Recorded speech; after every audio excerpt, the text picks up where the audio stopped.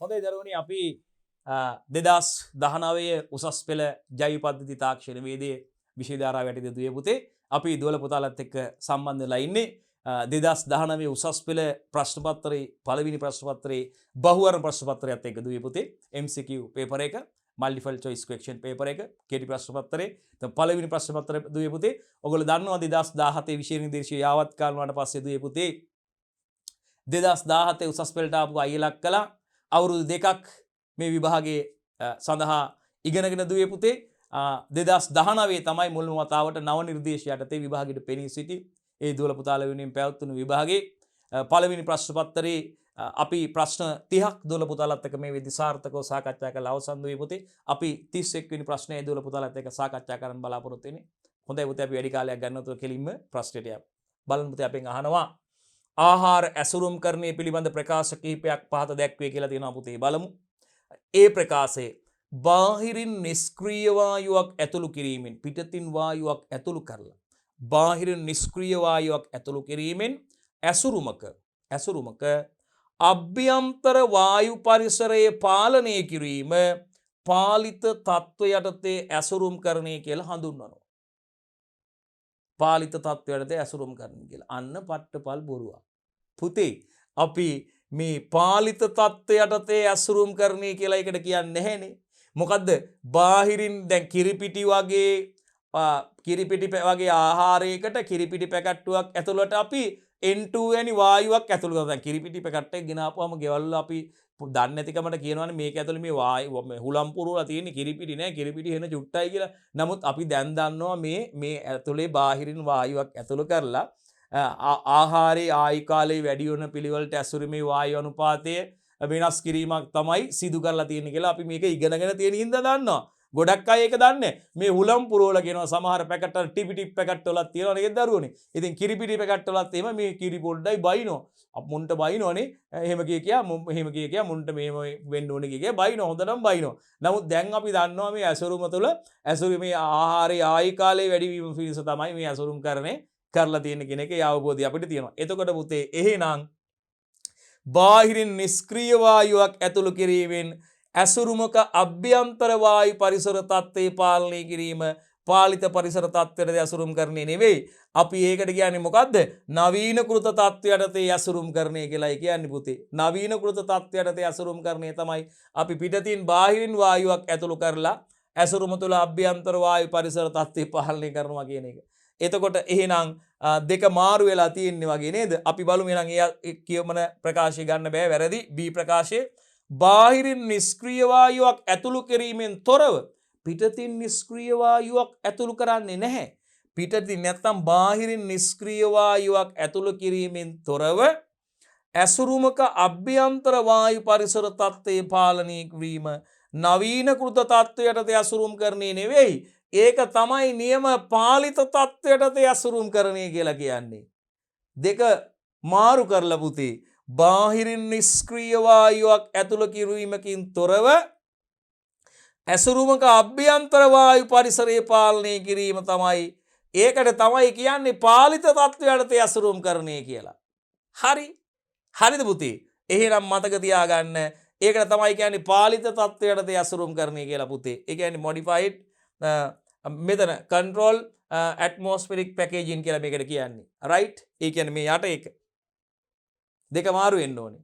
right පුතේ? දෙක මාරු වෙන්න ඕනේ. බාහිරින් නිෂ්ක්‍රීය වායුවක් ඇතුළු කිරීමෙන් තොරව ඇසුරුමක අභ්‍යන්තර වායු පරිසරයේ පාලනය කිරීම නවීනකృత තත්ත්වයට ඇසුරුම් කරණය කියන එක වැරදි. ඒක වෙන්න ඕනේ පාලිත තත්ත්වයට ඇසුරුම් කරණය. මේ modified atmospheric packaging එක තමයි උඩ එකට එන්න ඕනේ. බාහිරින් වායුවක් නිෂ්ක්‍රීය වායුවක් ඇතුළු කිරීමෙන් ඇසුරුමක අභ්‍යන්තර වායු පරිසර තත්ත්වයේ පාලනය කිරීම කියන එක. right? එහෙනම් දෙක මාරු වෙන්න ඕන පුතේ. පියවර දෙක මාරු වෙලා තියෙන්නේ. ඒක නිසා තමයි මේ දෙක අපිට ගන්න බැරි. ඊට පස්සේ C කොටස ආහාර ද්‍රව්‍ය වල ගුණාත්මය නිර්ණය කිරීම සඳහා බලන්න. ආහාර ද්‍රව්‍ය වල ගුණාත්මය නිර්ණය කිරීම සඳහා රේඩියෝ සංඛ්‍යාත හඳුනා ගැනීමේ සංවේදක වැනි දර්ශක අඩංගු ඇසුරුම් කිරීම කුශාග්‍ර ඇසුරුම් කරණය නැත්නම් ඉන්ටෙලිජන්ට් පැකේජින් විදිහට හඳුන්වනවා. ඒක හරියටම හරි පුතේ මතක තියාගන්න මේක මේ ඉන්ටෙලිජන්ට් පැකේජින් විශේෂයෙන්ම මේ කොසාග්‍ර කියන වචනේ ඕගොල්ලන්ට අලුත්. ඒකයි මේ ඉංග්‍රීසි වචන දැනගැනීම වැදගත් වෙන්නේ පුතේ. මේකෙදි අපි දන්නවා මේ ආහාරවල විශේෂයෙන්ම බාකෝඩ් එකක් සඳහන් කරනවා පුතේ. මේ ආහාරවල කාලය අවසන් වෙනකොට ආහාර නරක් වේගෙන එනකොට ආහාරවල තත්ත්වය බාල වෙනකොට අඩු වෙනකොට මේ බාකෝඩ් එක මැකෙන විදිහට තමයි හරි ගස්සලා තියෙන්නේ. ඉතින් ඒකටම තමයි මේ කුශාග්‍ර ඇසුරුම් කරන්නේ නැත්නම් ඉන්ටෙලිජන්ට් පැකේජින් කියලා කියන්නේ පුතේ. විශේෂයෙන්ම මේක ඉතාමත්ම වැදගත් විෂය නිර්දේශයට අලුතෙන් එකතු වෙච්ච කොටසක් පුතේ.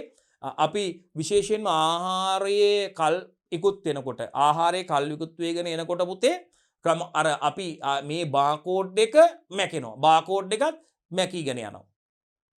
ඕනතරම් ඔයගොල්ලෝ දැකලා තියෙන බාකෝඩ් එක මැකිලා තියෙනවා ආහාර ද්‍රව්‍ය ඇසුරුම් ද්‍රව්‍ය දැකලා ඇති. ඒ බාකෝඩ් එක මැකෙනවා කියන්නේ ආහාරේ කල්ලිකුත් වෙනකොටම තමයි ඒකත් මැකීගෙන යෑම සිද්ධ වෙන්නේ. ඉතින් ඒ විදිහටයි ඒක සකස් කරලා තියෙන්නේ. එහෙනම් මතක තියාගන්න කුශාග්‍ර කියන්නේ ඒකට පුතේ මේ ඉන්ටෙලිජන්ට් පැකේජින් කියන එකටම තවත් හැඳින්වීමක් තමයි. ඒකින්ද දූල පුතාලා පටල ගන්න එපා. මේ දේවල් ඉංග්‍රීසි වචන ගැන හොඳ අවබෝධයක් තියෙනවා. එහෙනම් මේ C ප්‍රකාශය හරියටම හරි පුතේ නිවැරදි. අපි බලමු එතකොට පිළිතුරු වලට ගිහලා.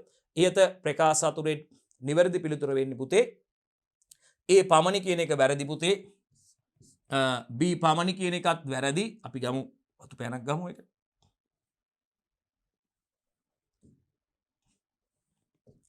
රයිට්. A පිළිතුර මාරු වෙලා තිබ්බේ. ඒක පාලිත පරිසර තත්ත්වයටද කියන එක එන්න ඕනේ. B පිළිතුරත් මාරුලා තිබ්බේ. ඒකට එන්න ඕනේ නවීනකృత පරිසර තත්ත්වයට ඇසුරුම් කිරීම. එතකොට මේක බලමු. A හා B පමණි කියන එකත් වැරදි පුතේ. B හා C පමණි කියන එකත් වැරදි. C පමණි කියන එකයි නිවැරදි පිළිතුර. C පමණි කියන එකයි පුතේ නිවැරදි පිළිතුර වෙන්නේ. ප්‍රශ්න අංක 30කට යනවා පුතේ. අපි ප්‍රශ්න අංක 32කට පිළිතුරු සැපයීම සඳහා මේ රූප සටහන යොදා ගන්න කියලා තියෙනවා පුතේ. රූප සටහනේ පෙන්눔 කරලා තියෙන්නේ අපිට පේනවා කේන්ද්‍රාපසාරී පොම්පයක් නේද දරුවනේ.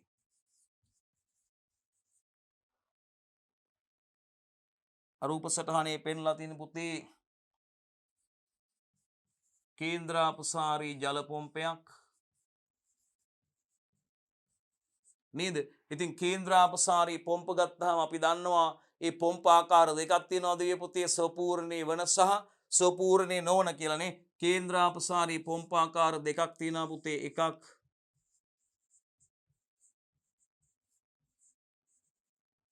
සපූර්ණේ වන, දෙක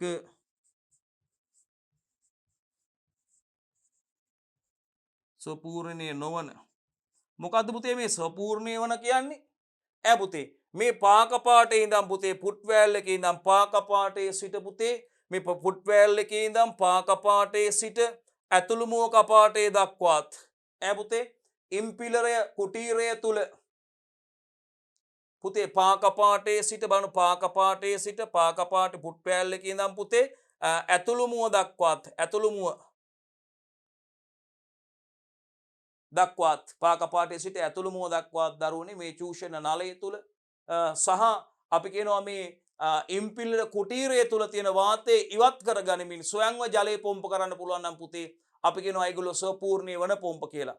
ඈ පුතේ බලන්නකෝ ඉම්පිලර කුටීරය තුල නේද පුතේ පාක පාටේ සිට ඇතුළු මුව කපාටේ දක්වාත් පුතේ අපි කියනවා මේ ඉම්පිලර කුටීරය තුල සර්පිල කුටීරය තුල මේ ඉම්පිලර කුටීරය තුල තියෙන වාතය ඉවත් කරගනිමින් ජලය පොම්ප කරන්න පුළුවන් පොම්ප වල අපි කියන සපූර්ණේ වන පොම්ප කියලා පුතේ. සපූර්ණේ නොවන පොම්ප වලට එහෙම වාතය ඉවත් කරගමින් ජලය පොම්ප කරන්න බෑ පුතේ. ජලය පොම්ප කරන්න කලින් මේකට ජලය පොම්ප කරන්න කලින් මේකට ජලය යොදන්න ඕනේ. ජලය පිරවීම සිදු කරන්න ඕනේ පුතේ. ජලය පුරවලා ජලය දාලා ඉවරලා තමයි මේවා ජලය පොම්ප කිරීම සඳහා සපූර්ණේ නොවන පොම්ප භාවිතා කරන්න වෙන්නේ.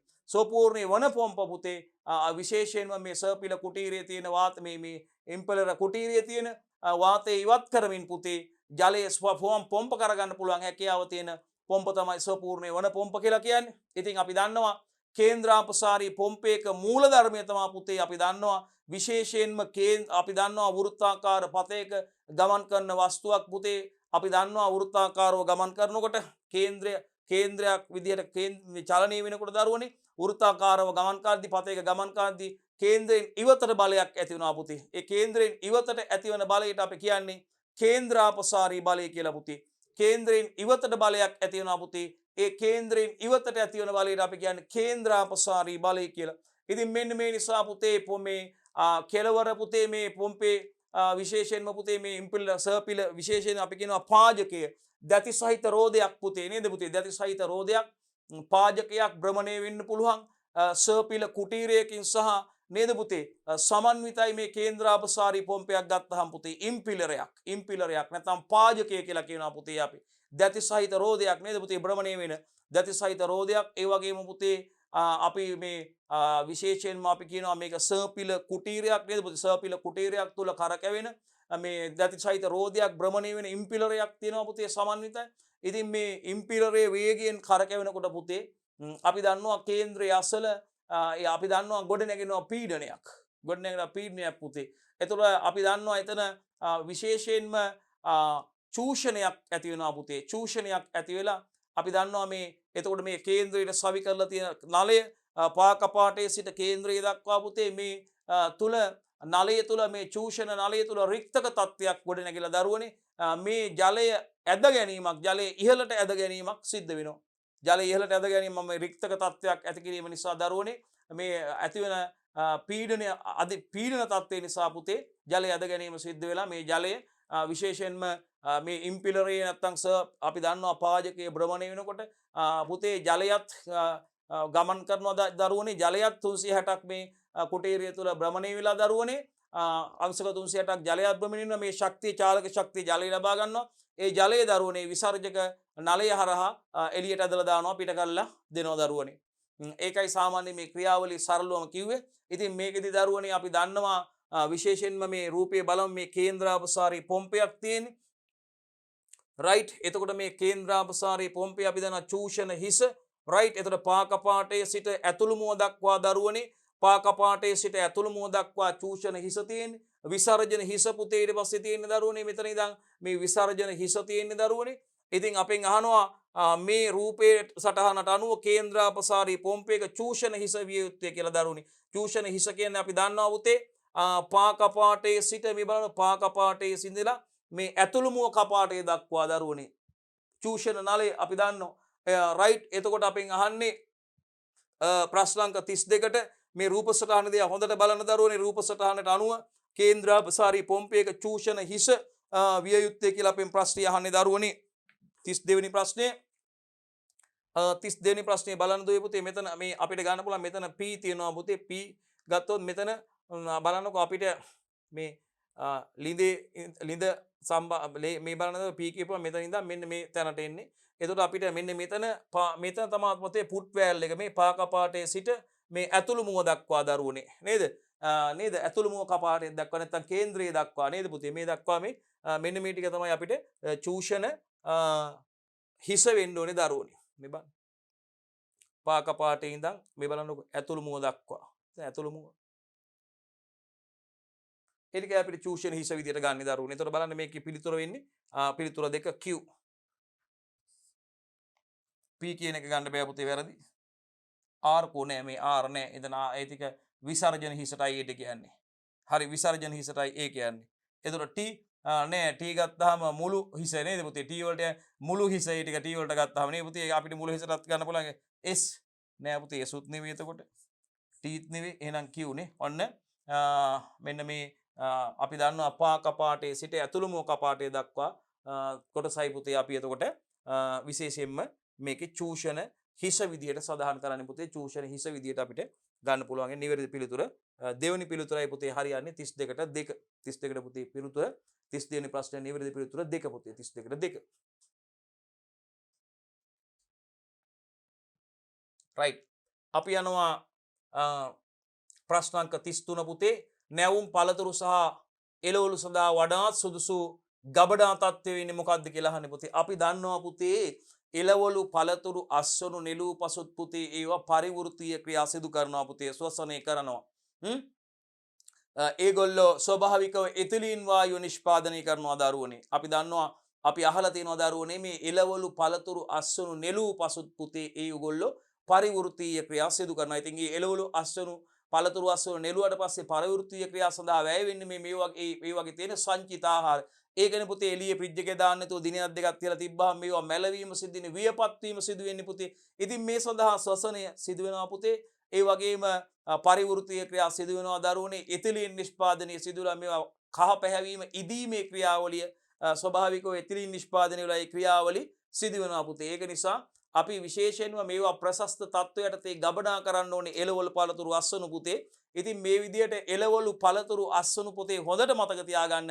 නෙළුව පසුත් ඒ අස්වන්න නෙළුවට පස්සෙත් ඔගොල්ලෝ පුදුම වෙයි. ඒගොල්ලෝ පරිවෘත්තීය ක්‍රියා සිදු කරනවා පුතේ. එළවලු පළතුරු අස්වනු නෙළුව පසුත් මොනවද කරන්නේ? ඒගොල්ලෝ පරිවෘත්තීය ක්‍රියා සිදු කරනවා. මොන වාගේ පරිවෘත්තීය ක්‍රියාද පුතේ ඒගොල්ලෝ සිදු කරන්නේ? මේ එළවලු පළතුරු අස්වනු නෙළුවට පස්සෙත් ඒගොල්ලෝගේ පුතේ පරිවෘත්තීය ක්‍රියා සිදු කරනවා පුතේ. මොනවද බලන්න පුතේ? ශ්වසනය සිදු වෙනවා පුතේ. ශ්වසනය කරනවා ඒගොල්ලෝ ශ්වසනය කරනවා පුතේ.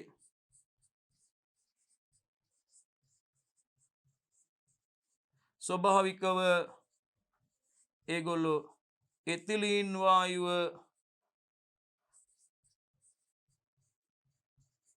නිෂ්පාදනය කරනවා පුතේ. මෙන්න මෙවැනි පරිවෘත්තීය ක්‍රියා. මේවට පුතේ අපි කියන්නේ මොනවද මේ ක්‍රියාවලට අපි කියන්නේ පුතේ? මේවා පරිවෘත්තීය ක්‍රියා.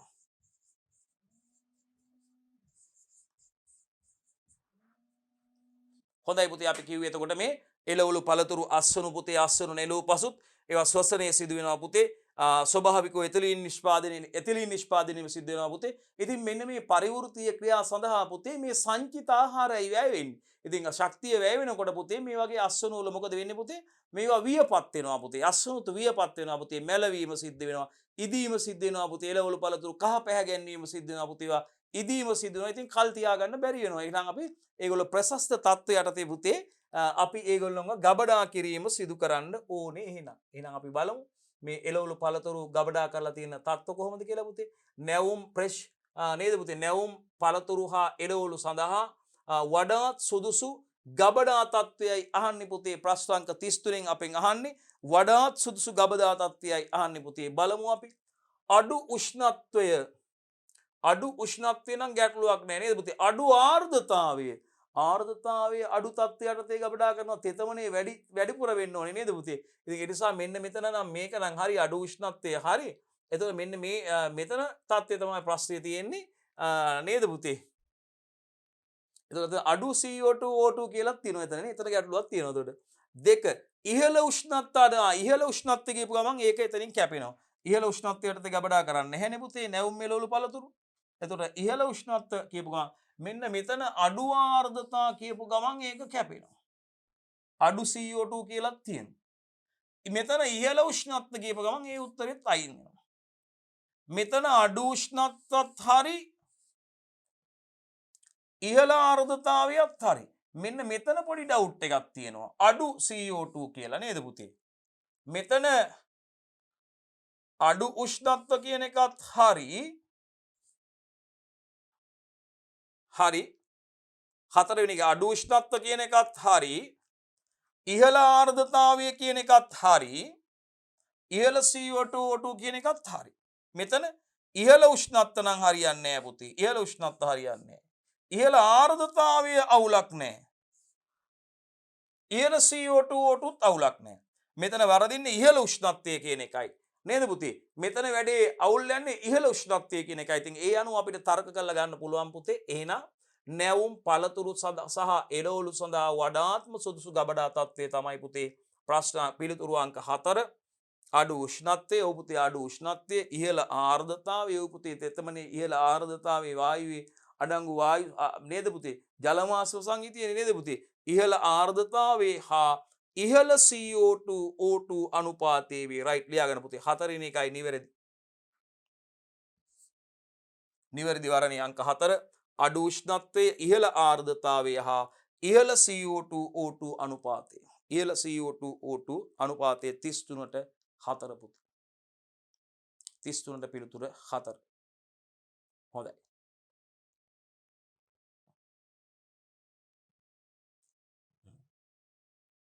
තවත් හොඳ ප්‍රශ්නයකට යන්නේ බින්දු ජල සම්පාදනය. හරි. බින්දු ජල සම්පාදනය කියපුවහම පුතේ මේක අපි දන්නවා තවත්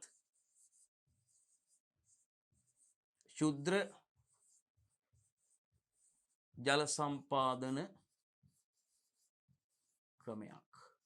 මීට අමතරව තවත් ශුද්‍ර ජල සම්පාදන ක්‍රමයක් තමයි අපි දන්නවා කවුද? විසුරුම් ජල සම්පාදනය. ඉතින් මෙවර 2021 විභාගයටත් දරුවනේ අපි දරුවන්ට විභාගයට යන්න කලින් අපි කිව්වා ප්‍රශ්නේ අපි ඇහුවේ දරුවනේ විභාගයට යන්න කලින් දුවලා පුතාලට දුන්න ඉලක්ක ප්‍රශ්න පත්‍රය අපි දරුවන්ගෙන් ඇහුවේ. අපි අහපු ප්‍රශ්නේ උනේ දුවේ පුතේ විභාගයට යන්න කලින් දුන්න ඉලක්ක ප්‍රශ්න පත්‍රය අපි අහපු රචනා ප්‍රශ්නෙන් අපි ඇහුවේ දරුවනේ විශේෂයෙන්ම සුළං අධික ප්‍රදේශයකට සුදුසු ජල සම්පාදන පද්ධතියක ක්‍රියාකාරීත්වය පැහැදිලි කරන්න කියලායි දරුවනේ විභාගයට ඇහුවා. බින්දු ජල සම්පාදන පද්ධතියක ක්‍රියාකාරීත්වය. ඉතින් සුළං අධික ප්‍රදේශයකට භාවිතා කරන්න පුළුවන් සුදුසු ජල සම්පාදනය තමයි පුතේ බින්දු ජල සම්පාදනය. ඉතින් හරියට මේ වගේ අපේ අත්දැකීමත් එක්ක දරුවනේ අපිට ඒ දේවල් ගෙස් කරන්න පුළුවන් පුතේ මේ තියෙන පළපුරුද්ද දරුවන්ට උගන්වලා. ඉතින් ඒක නිසා මතක තියාගන්න පුතේ මේ විභාග ප්‍රශ්න සාකච්ඡා කරන එක අතිශයින්ම වැදගත්. ඔබට ඉහළ සාමාර්ථයකට යන්න. එතකොට පුතේ බින්දු ජල සම්පාදනය කියන්නේ ශුද්ධ ජල සම්පාදන ක්‍රමයක්. අපි දන්නවා භූමියේ සීමිත ප්‍රදේශයකට දරුවනේ භූමියේ සීමිත ප්‍රදේශයකට යම් කිසි පීඩනයක් යටතේ ජල සම්පාදනය තමයි පුතේ අපි මේකෙදි ශුද්ධ ජල සම්පාදනයේදී සිදු වෙන්නේ පුතේ. විශේෂයෙන්ම ප්‍රධානතම ශුද්ධ ජල සම්පාදන ක්‍රම දෙක විදිහට පුතේ අපිට හඳුන්වන්න පුළුවන් බින්දු ජල සම්පාදනය සහ විසුරුම් ජල සම්පාදනය.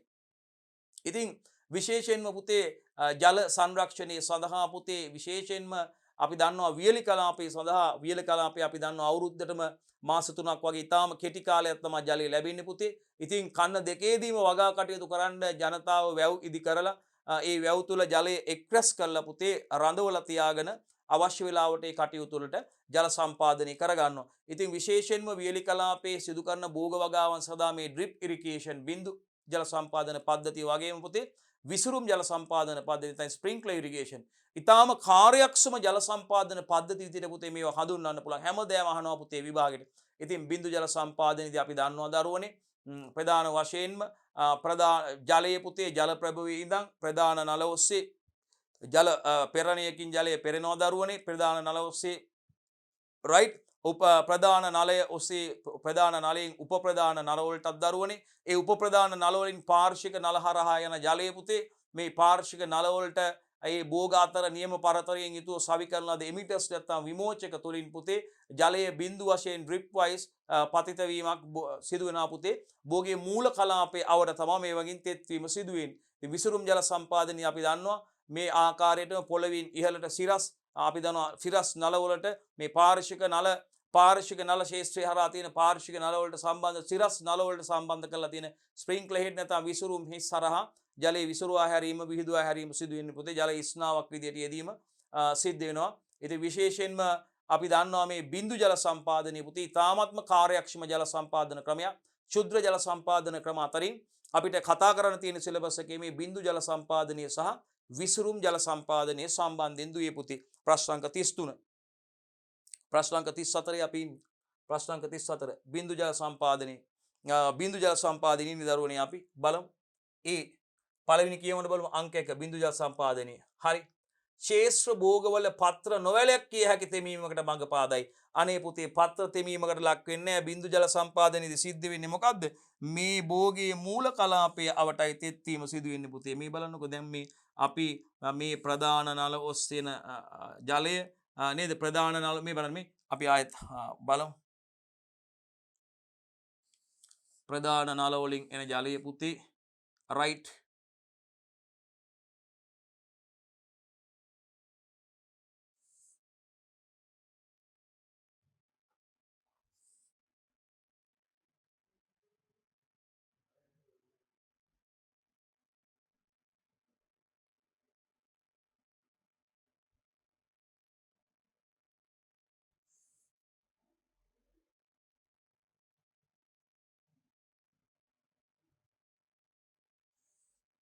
උපප්‍රධාන නල ඔස්සේ යන දරුවනේ උපප්‍රධාන නල වලින් පුතේ ජලය උපප්‍රධාන නල වලින් දරුවනේ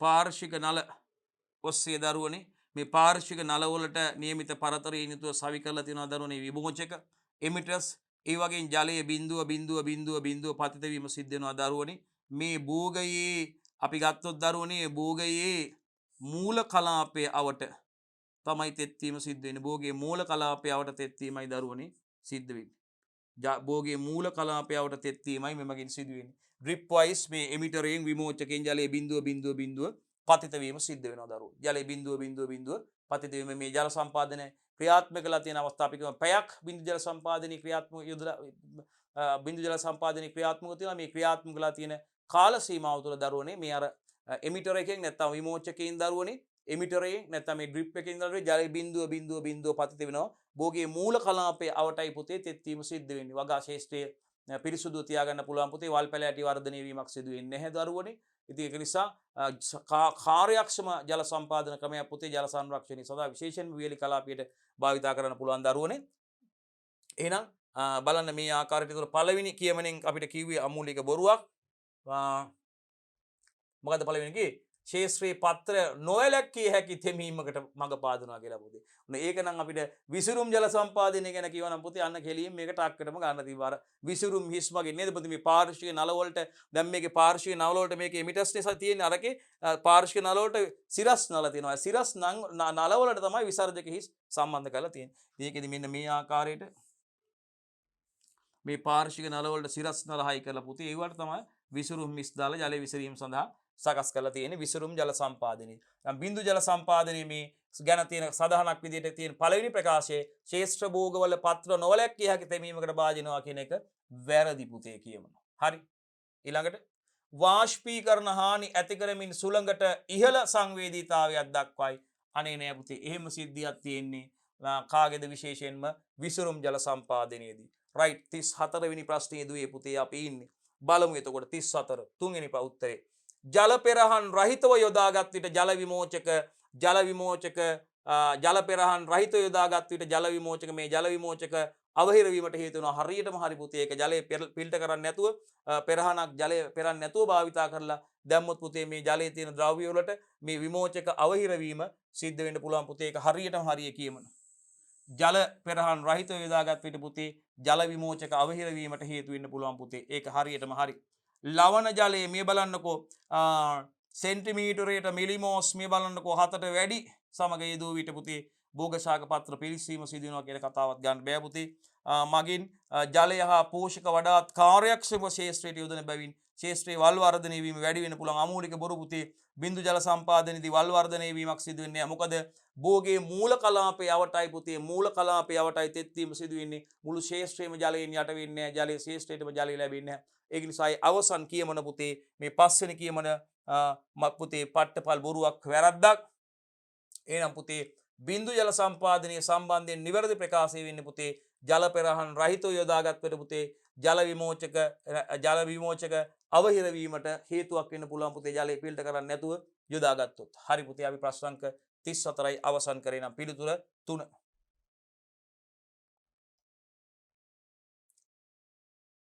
හරි. ප්‍රශ්න අංක 35ට යනවා පුතේ.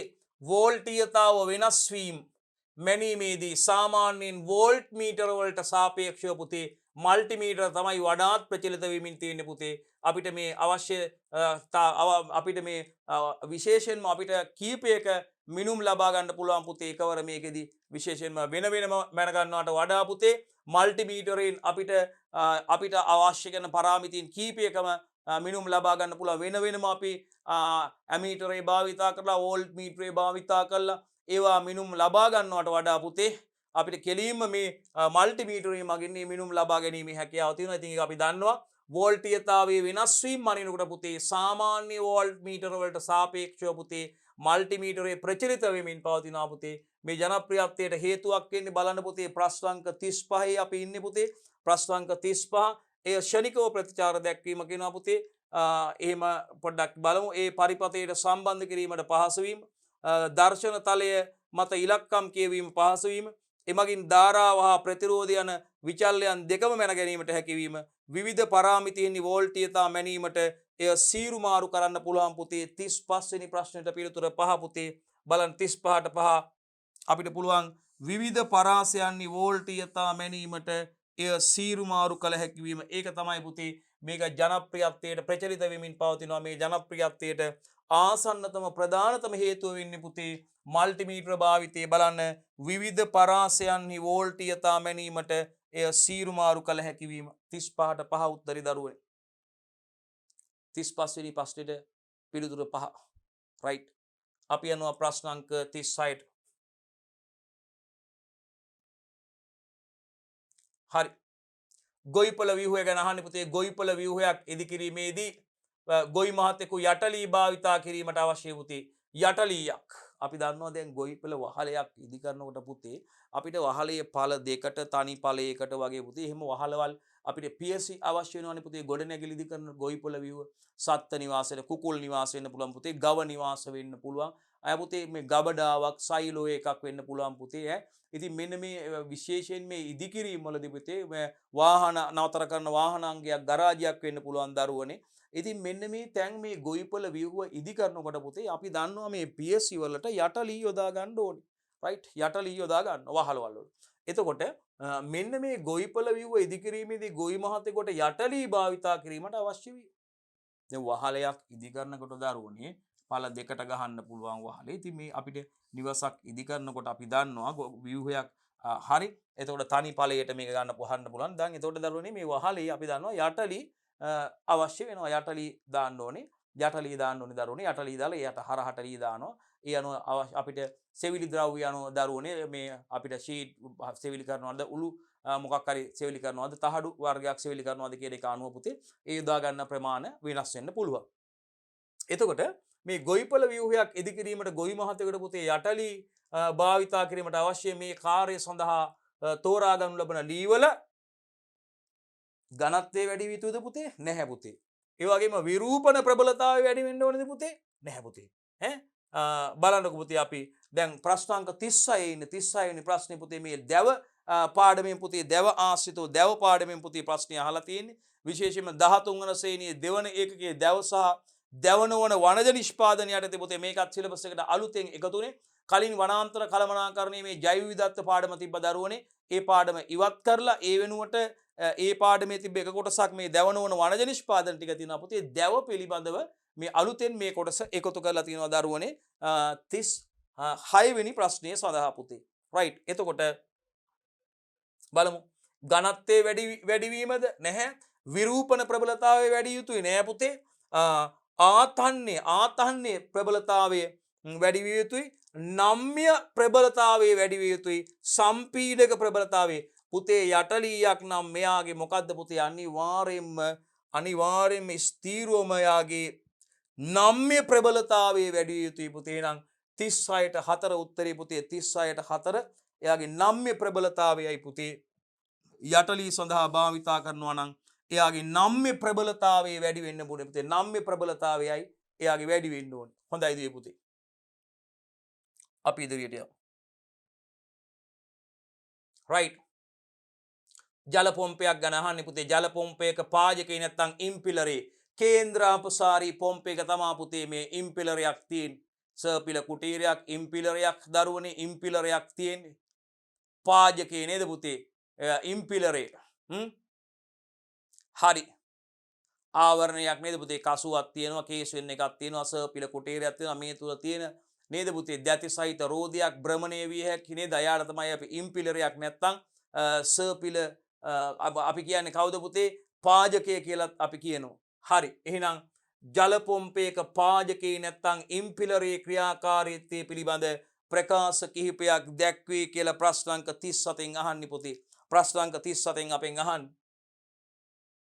right ඒ බලන්න පාජකයේ මගින් ගලා එන ද්‍රවයේ ඇති බලය පොම්පය එළවන මෝටරයට සම්ප්‍රේෂණය කරයි එහෙම එකක් නම් වෙන්නේ නැහැ පුතේ පාජකයේ මගින් ගලා එන ද්‍රවයේ තියෙන බලය පොම්පේ එළවන මෝටරයට සම්ප්‍රේෂණය කරලා ගන්න නැහැ පුතේ මේ පාජකයේ කරකැවෙනකොට පුතේ වේගයෙන් භ්‍රමණය වෙනකොට පුතේ ඒ චාලක ශක්තිය තමයි ජලය ලබාගෙන ජලයත් භ්‍රමණය වෙලා අංශක 308ක් ඒ තුල කරකැවිලා පුතේ අර විසර්ජක නලය හරහා ඉවතට ගමන් කිරීම නම් සිද්ධ වෙනවා B right පාජකයේ විසින් කුළු ගන්නු ලබන වේගය පීඩනයේ බවට පත් කරයි ඒක නම් හරි පුතේ පාජකයේ මගින් කුළු ගන්නු ලබන වේගය පුතේ පීඩනයේ බවට ඒ කෙලවර පුතේ මේකේ විශාල පීඩනයක් ගොඩ නැගෙනවා පුතේ විශාල පීඩනයක් ගොඩ නැගෙනවා එහෙනම් ඒක හරි පුතේ මේ බලන්නකෝ පාජකයේ විසින් කුළු ගන්නු ලබන වේගය පීඩනයක් බවට පත් කරයි කියන B කරුණ හරි පුතේ.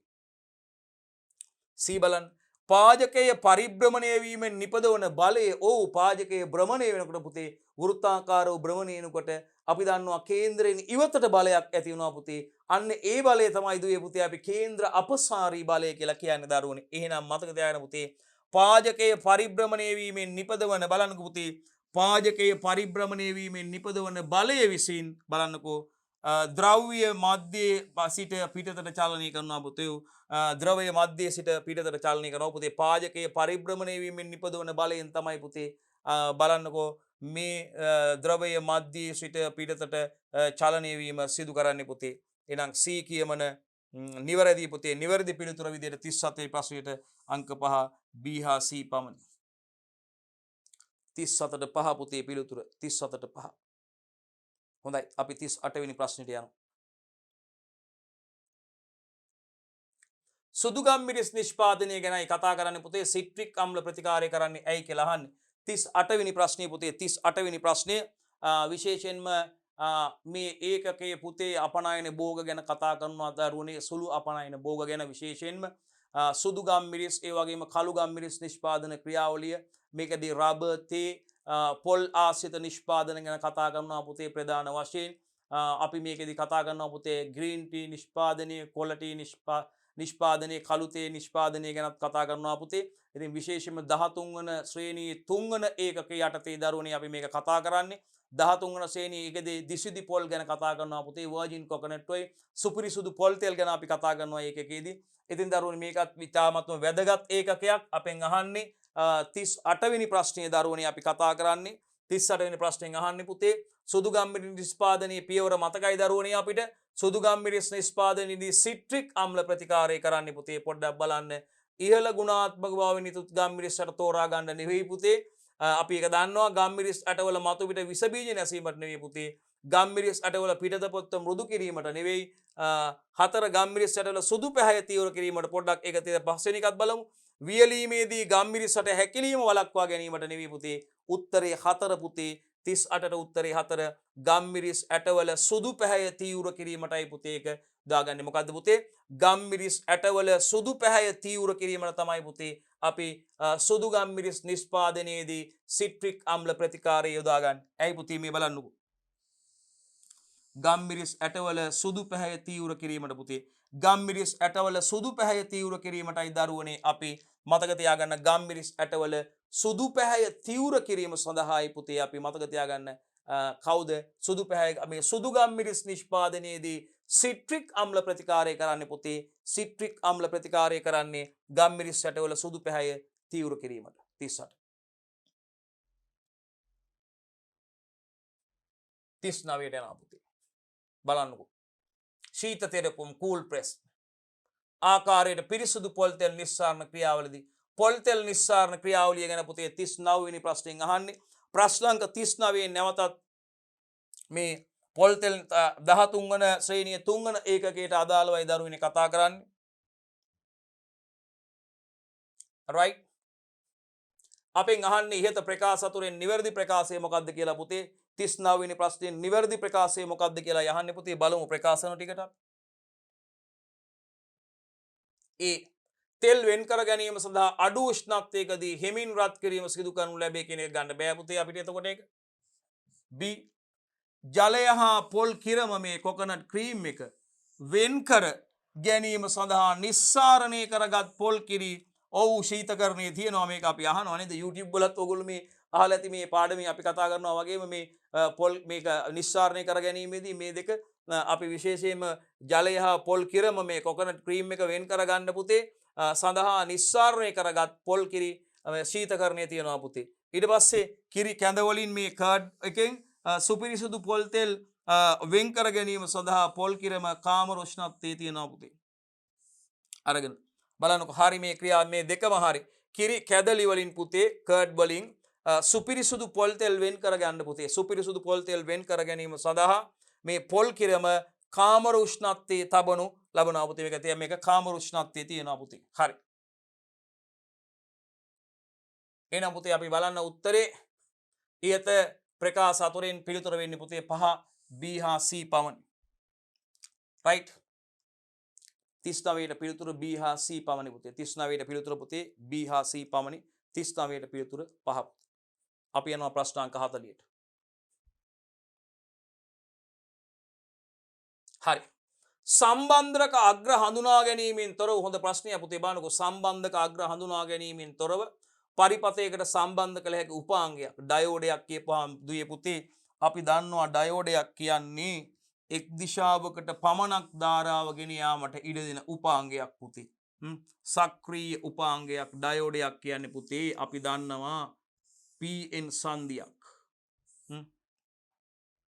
ඩයෝඩයක් කියන්නේ PN සංදියක් පුතේ.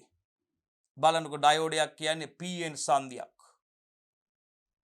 PN සංදියක් ඩයෝඩයක් කියන්නේ එක් දිශාවකට පමණක් ධාරාව ගෙන යාමට ඉඩ දෙන උපාංගයක් පුතේ. ඩයෝඩයක් කියන්නේ. right ඩයෝඩයක් කියන්නේ ඩයෝඩයක දරුවනේ අපි දන්නවා කැතෝඩ් අග්‍රය සහ ඇනෝඩ් අග්‍රය තියෙනවා පුතේ. right කැතෝඩය සහ ඇනෝඩේ තියෙන කැතෝඩ් අග්‍රය ඇනෝඩ් අග්‍රය තියෙන එක් දිශාවකට පමණක් ධාරාව ගෙන යාමට ඉඩ දෙන උපාංගයක් ඩයෝඩයක් කියන්නේ. සක්‍රීය උපාංගයක් ඩයෝඩයක් කියන්නේ. ඉලෙක්ට්‍රෝනික පරිපථවල භාවිතා වන සක්‍රීය උපාංගයක්. මෙයා පුතේ අනිවාර්යෙන් හරියට පරිපථයකට සම්බන්ධ කරද්දී ඩයෝඩයක් කරහා ධාරාවක් ගමන් කිරීමට නම් ඩයෝඩය පෙර නැඹුරු කරන්න ඕනි පුතේ. ඩයෝඩය පෙර නැඹුරු කරන්න ඕනි පුතේ සම්බන්ධ කරනකොට. ධනාග්‍රයට මෙන්න මේ ආකාරයට සම්බන්ධ කරන්න ඕනි පුතේ. right මෙන්න මේ ආකාරයට පුතේ සම්බන්ධ කරන්න ඕනි.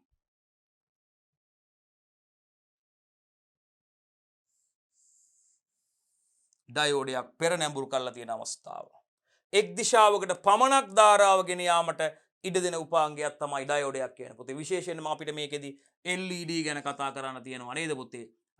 light emission diode ආලෝක විමෝචක ඩයෝඩ වගේම අපිට පුතේ කතා කරන්න තියෙනවා මේ ඉලෙක්ට්‍රොනික විද්‍යාවේ අපි විශේෂයෙන්ම සෙනර් ඩයෝඩ ගැන කතා කරනවා පුතේ. සෙනර් ඩයෝඩ ගැන කතා කරනවා. right ඩයෝඩ ගැන කතා කරපුවාම හරි ඩයෝඩයක් කියන්නේ එක් දිශාවකට ඩයෝඩයක් අනිවාර්යෙන් පුතේ සම්බන්ධකයක් හඳුනා ගැනීමකින් තමයි පරිපථයකට ඩයෝඩ සම්බන්ධ කරන්න ඕනේ පුතේ. නැතුව සම්බන්ධ කරන්න බෑ. එක් දිශාවකට පමණක් ධාරාව ගමන් කිරීමට දෙන උපාංගයක් පුතේ ඩයෝඩයක් කියන්නේ. ඩයෝඩයක් කියන්නේ PN සංදියක් පුතේ. හරියට කියනවනම් ඩයෝඩයක් කියන්නේ PN සංදියක්. P වර්ගයේ අර්ධ සන්නායක කැබැල්ලක් සහ N වර්ගයේ අර්ධ සන්නායක කැබැල්ලක් මාත්‍රණයෙන් ඩොපින් එකකින් මාත්‍රණය කළා තමයි පුතේ PN සංදියක් හදාගන්නේ. ඉතින් අපිට ඩයෝඩයක් කියන්නේ PN සංදියක් පුතේ. එතකොට ඩයෝඩයක් කියන්නේ එක් දිශාවකට පමණක් ධාරාව ගමන් කිරීමට ඉදෙන උපාංගයක් පුතේ. ඩයෝඩයක් පෙර නැඹුරු කිරීමෙන් තමයි පුතේ අපිට මේ ඩයෝඩයක් අපි පෙර නැඹුරු කිරීමෙන් තමයි පුතේ අපි හරහා ගමන් ධාරාවක් ගමන් කරන්න හැකියාවක් තියෙන්නේ. සෙනර් ඩයෝඩ අපි විශේෂයෙන් කතා කරනවා පසු නැඹුරු අවස්ථාවේදී විශාල ධාරාවක් ගමන් කරනවා කියලා. ඒක අපි එතෙන්දී විශේෂයෙන්ම රචනා ප්‍රශ්න වලට වගේ එක සාකච්ඡා කරන්න බලාපොරොත්තු වෙනවා.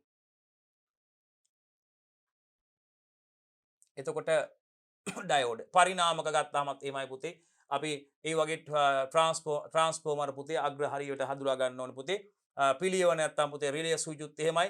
විද්‍යුත් විච්ඡේද්‍ය ධාරිත්‍රක ඉලෙක්ට්‍රොලයිටික් කැපාසිටර් ධාරිත්‍රක කියන අපි දන්නවා ධාරිත්‍රකයක් ගත්තාම පුතේ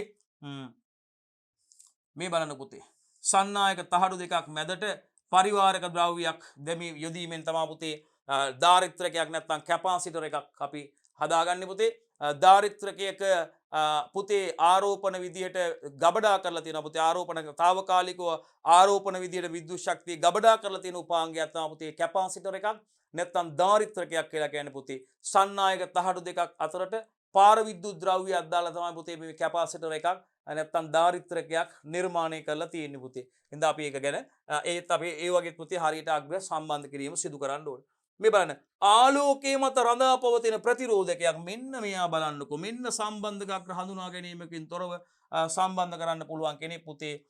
මෙයාට අපි කියනවා පුතේ LDR එකක් light defendant resistors එකක් කියලා පුතේ. එයා මෙන්න මේ ආකාරයට පුතේ අපිට සංකේතවත් කරන්න පුළුවන්. right මෙයා මත ආලෝකයේ පතිත වුණාම පුතේ ආලෝකයේ පතිත වුණාම මෙයාගේ ප්‍රතිරෝධය වෙනස් කරගන්න කෙනෙක් පුතේ. හරි ප්‍රතිරෝධකයක්.